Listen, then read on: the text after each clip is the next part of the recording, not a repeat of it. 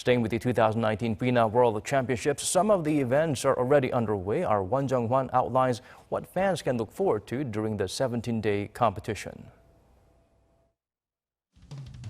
Around 2,600 athletes from over 190 countries will be vying for 76 gold medals in 6 disciplines from July 12th to the 28th. 2 of those 6 sporting events have already kicked off, and the competition is fierce. Preliminaries for the men's 1-meter dive have begun at Nambu University Municipal Aquatics Center, the main venue of the 2019 Gwangju Championships, showcasing some acrobatic performances.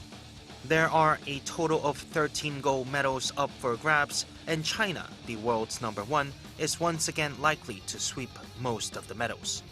Besides the diving, both solo and duet technicals for artistic swimming have also begun at Yeomju Gymnasium in Gwangju.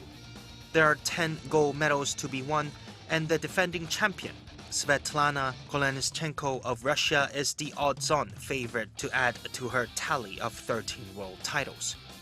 On Saturday, 2 other disciplines, open water and water polo, will also get underway.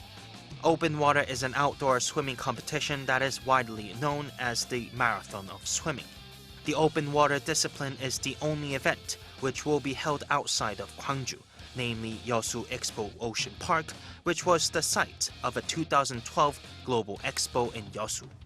Another event that is due to kick off over the weekend will be only ball game in swimming, water polo. 7 players from each side will try to put a ball inside their opponent's net. A total of 16 teams in both the men's and women's side will compete for a gold medal.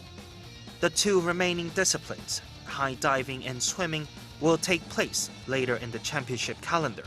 With a jam-packed schedule of events, the largest ever competition in FINA's history will provide global fans to cool off during the summer. Won Jung-hwan, Arirang News.